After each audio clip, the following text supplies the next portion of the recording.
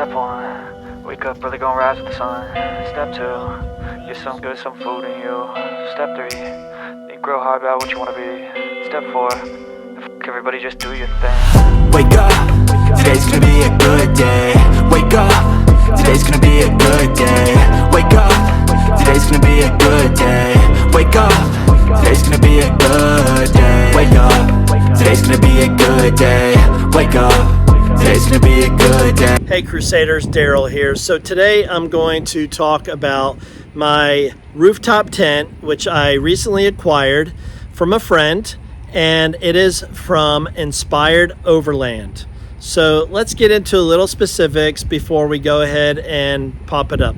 All right, Crusaders, so like I said, my rooftop tent is from Inspired Overland. This is the standard lightweight rooftop tent, which comes in at 76 pounds. All right, so the closed dimensions of the rooftop tent is 80 inches long by 50 inches wide, and it says it's approximately 6 inches tall, which is including the mounting crossbar. When open, the specifications say that it's 48 inches tall at the entrance of the tent. Now recall, this tent is like a clamshell tent, so there's a hinge right above my head. This is the folding area, and then the side goes up. So the entrance area is going to be 48 inches tall. The shell of the rooftop tent is made with a soft PVC, which is very similar to what you would find on some tonneau covers for trucks.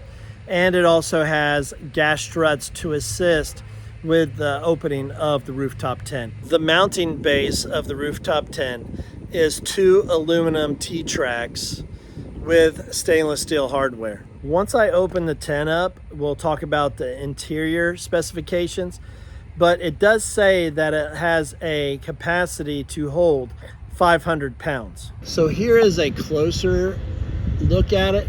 If you notice, it has these caps right here. Here is set screws right there. That way you can set those screws next to the hardware and the tent won't slide forward and back. And if you notice, here is the construction of it. It's that soft PVC shell. The main fabric is a waterproof 2000D polyester Oxford fabric with UV protection. For strength and durability, every stitch is double stitched and heat treated for strength and durability. All right, so I opened my back door just so my spare tire doesn't get in the way. Now, I can step up here on the back bumper if I wanted to, but I'm tall enough where I can just undo the snap, and then we got the 2 zippers. So I normally go left and I just zip it all the way around, and then do the same on the other side. All right, once it's unzipped on both sides, this is the point where I step up on my bumper so I have enough arm length. And all you do is just open it up. Now, you notice here's the shock cord. I bring that underneath. And then another shock cord, bring that underneath. And here we go. All right, so here is pretty much the rain fly, and I have poles that'll go out. So let me go ahead and get these poles set up.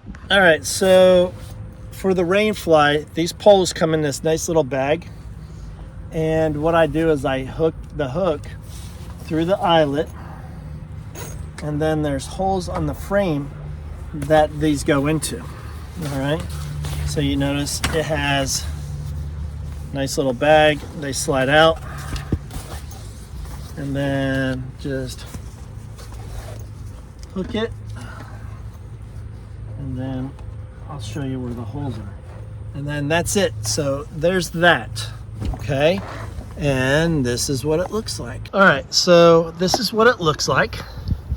If you notice, it's a little windy right now, partly cloudy, but still beautiful in Florida. So it just hooks right there. If you notice, the guide poles come down, and there's a hole on each side, and they're drilled at an angle. So if you notice, it sort of bows a little bit. All right. Now, they also come with 2 shoe bags. So you can put your shoes in it or whatever else you need. Okay. They got one here, and then there's one right here also. Now, right here, if you're entering from this area, which is the back of my car, here is where the ladder will actually go into. If you notice, these can be moved if you need to move them side to side. But I will not be entering from here. This is where my head's gonna go. So I will enter from the sides over here, and I'll show you that. Okay, if you notice, here is the aluminum bar. It's extendable, and it has a cam lock, so you just twist it. It goes into the little hole up there, okay? And you don't have to put these up, but if it's windy out and it's blowing hard enough, you don't want this shutting on you. And if you notice, here is a look at the gas struts on the side. Here is the shock cord, okay? So what I've been doing with the shock cord, because I put my ladder over here, I enter right here is where the ladder goes, but I'm actually going to adjust these and bring them down here. So one, it's not impeding my door, and two, I'm at the higher part of the entryway. Now, if you notice, there's a ventilation right there, and also right here, there is a hole, so you can put either your AC duct or your heater duct in it. All right, so here's the picture of it from behind, and there's also a ventilation duct on the top of the rain fly. Now that rain fly it can go actually unzip it all the way up. I just have it zipped part way up. And then also on the driver's side, you have another ventilation right there, and you also have another entry right here for the ducting for air condition or your diesel heater. Inspire has made it where you can enter on all 3 sides of this. You can't enter on the front because if you notice, this is where all the hinging is. All right, so when you sleep, your feet will actually sleep down this end closer to the front of the vehicle, and your head will be at the rear of the vehicle. So something to think about when you park the vehicle, make sure the front of the vehicle may be lower than the rear of the vehicle so you don't wake up with a headache. Okay, everybody, so this is where the ladder for my rooftop tent is. It comes in this nice little bag, and it just sort of, for right now, until I redesign everything in the back here, it just stays wedged up like that. I can put my table up in there. This is my camp box. When I'm on long trips, I delete those rear seats and then mount everything up there. And then this would actually lay flat along with my cook table and also my camp chair, and then get strapped down that way. So let me go ahead and get this out of the bag, and then we can set it up. I've already readjusted where it connects to, so let's see how that works. This is a pretty heavy duty aluminum ladder. It does say max load is 150 kilograms. So since we're in the United States, I'm definitely gonna have to Google 150 kilograms. But I do know that when I climbed up it, it supported me. So I don't know. Yeah, there's nothing on this side that tells me what 150 kilograms is. So, hey Siri, what's 150 kilograms? Oh, I guess Siri doesn't work when I'm recording. All right, so apparently Siri heard my other phone heard me, and it looks like 150. Hey Siri, what's 150 kilograms? So it looks like she says it's 330.69 pounds. So it'll definitely hold my weight. All right, the ladder comes, if you notice, it has a Velcro strap. So it holds everything together, even the hinge part that hooks up to the thing. So basically we just unvelcro it. Here's this. This goes up into the little brackets. All right, that's good. It misses my door. So you just slide that in, and then there it is. So you do it so make sure they're all locked. All right, it's not going to go anywhere, and then up you go. So, pro tip when climbing the ladder: make sure you have something on your feet. These rungs hurt like hell on your bare feet or your sock covered feet. So pro tip, flip-flops, Crocs, shoes, something. But remember, you're climbing into your tent, so you don't want to bring a lot of dirt in there. So that's something to think about also. All right, another pro tip when you're putting the ladder in, make sure that the zipper part of your zipper system is not in the way of this. So I noticed that when I was climbing up, this was actually tucked in under the bar. And then also make sure that it seems like this almost has to be at a 90-degree angle, which gives it more strength and stability. Because if not, I noticed that, see how it was flexing? Well, you don't necessarily want it to flex like that. All right, so that way, if you need to, there's plenty of adjustability down here, and then you can go from there. Okay, just little pro tips. All right, here is basically the interior layers. So you're looking at about an inch and a half. Looks just like a piece of foam mattress. You have your moisture barrier, right? And then you have this cellulose foam. It's pretty hard pad. Now the reason for this is underneath it, here's the crossbars. So if you notice, and then over here, these crossbars are sitting on the T-channel, which is mounted to the roof rack. All right, so there's what it looks like on the inside. And I will go ahead and get things lifted up so we can go inside and take a look around. Also, I went ahead, Inspired Overland does sell an inflatable mattress for this. I think it runs around $170, almost $200. So I opted for another air mattress, which I got off of Amazon. The dimensions are similar, and we'll talk about the interior dimensions in just a minute. Something that you'll notice, so here's the side vent. So all three vents are similar. And if you notice this, this Velcros onto this, which gives it support so it won't collapse down. Now this is a stiff support inside. So between these two things, it'll help it stay supported. The cool thing with this is, if you notice, here's a D-ring, all right?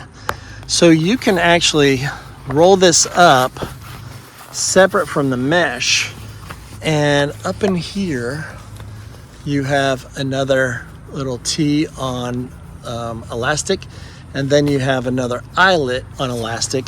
And that eyelet, you can either use this to keep the mesh rolled up, or you can use this eyelet to keep everything rolled up, or just this T right here to keep the rainfly rolled up. So I'm gonna roll both of them up for this.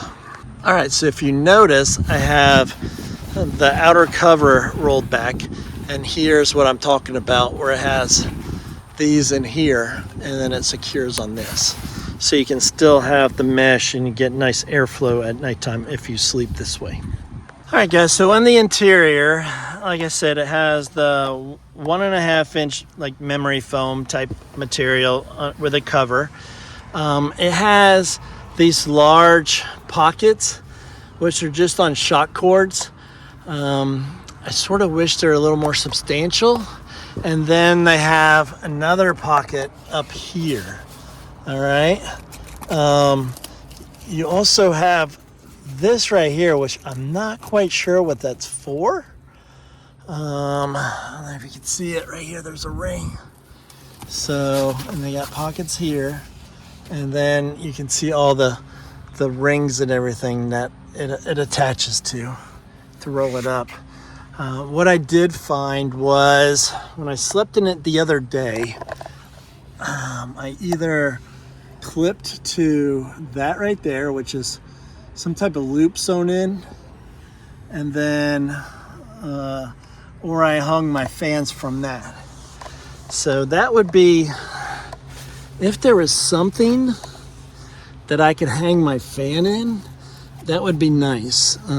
If you notice, here is the interior, and it has the crossbars, and then it has an outer shell to that. So that would be my biggest thing, is something that could be sewn in that's substantial enough to put a fan on, just so there's airflow. Because when I was in here, it was raining, so I pretty much just depended on the air vents, because this rain fly was down and all of my sides were closed in because I knew it was going to rain. So it did keep me cool, but I could have used something to hang my fan on. All right, so it says the sleeping area. So we knew that the outside measures 82 inches long by 50 inches wide, but the sleeping area from side to side is 78 inches, and it's 48 inches wide. So 78 long and 48 wide. Now, this is where I think Inspired sort of gets you.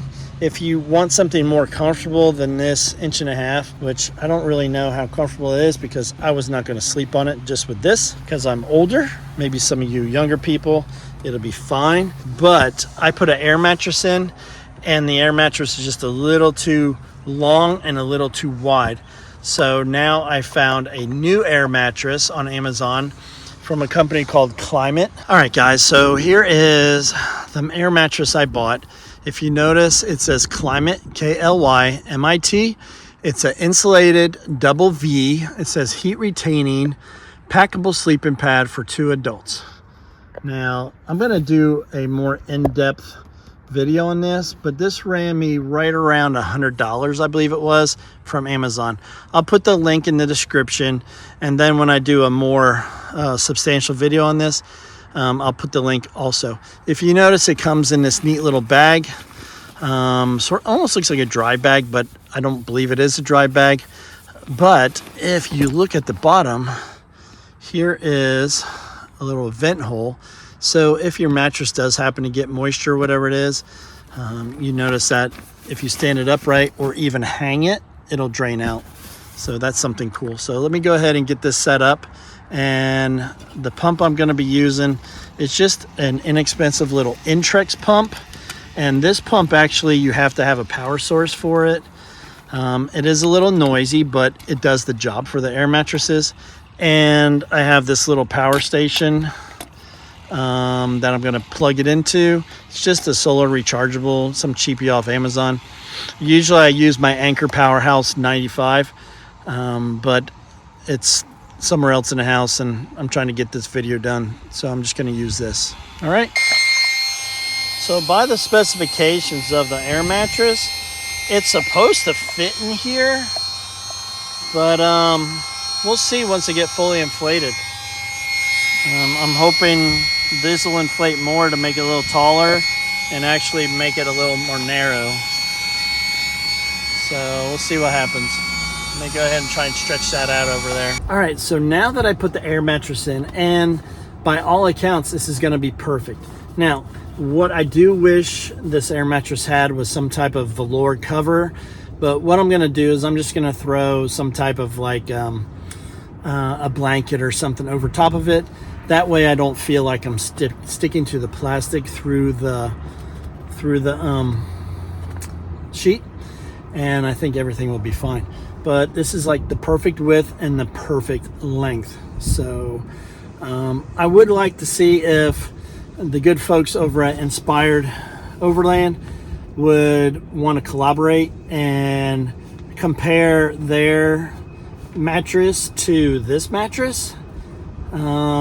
So if you guys see this, maybe you can hit me up and we can collaborate either on more tents or even just the mattress or other accessories. So all right, let me go ahead and put this away, and I'm leaving the air mattress in here because it's going to lay flat and it's not going to impede the actual closing of the rooftop tent.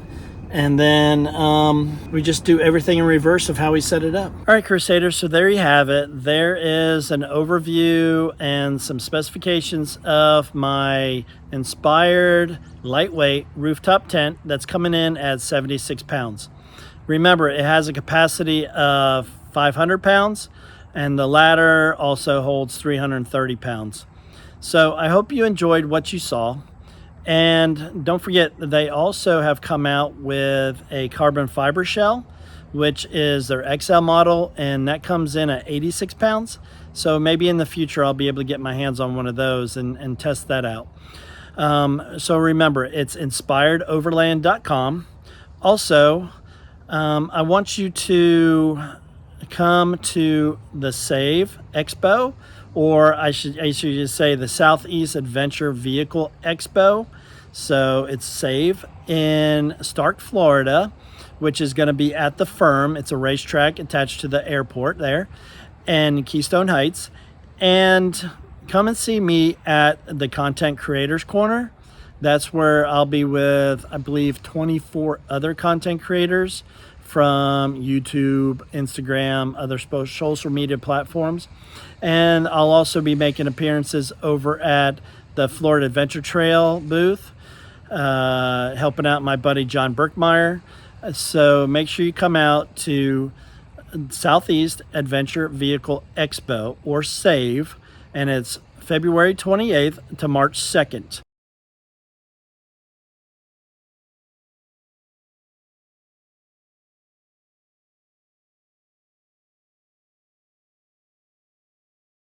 Camping is available. There's vendors, there's courses, there's when I say courses, like educational courses, there's an off-road course that you can actually get onto, and there's also, I believe, an off-road course where you go through the woods, not just going over mountains and culverts and technical stuff like that. So make sure you guys come see me at SAVE, and that's February 28th through March 2nd in Keystone Heights, and it's the Southeast Adventure Vehicle Expo. So hopefully you enjoyed what you saw today, and please like, subscribe, and share, and I hope to see each and every one of you on your own adventure. God bless everyone. Oh, before I end this, also when you're there, check out my buddy Derek Wilkes' booth, and that is Overland Defense, and he sells things that are for you to be prepared, and he also sells non-lethal products like the Byrna, which is a CO2 powered pistol, and they also have one in the AR platform that shoots pepper balls or solid projectiles for those who don't necessarily want to carry firearms or are afraid to carry firearms in national forests and stuff like that.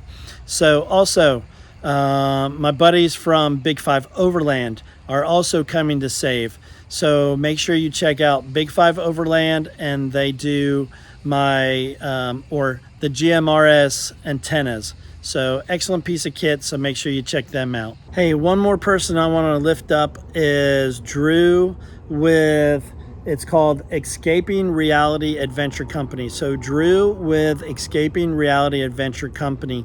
He's a new upstart in the overlanding business. He is about to separate from the U.S. Air Force. So check Drew out. He'll also be at SAVE. So it's Escaping Reality Adventure Company. So go by, check Drew out. He's got a bunch of product that he's going to be selling, and just a downright good guy and a patriot here in the United States. So God bless, and I hope to see you guys on your own adventure. And I definitely hope to see you at Save February 28th through March 2nd.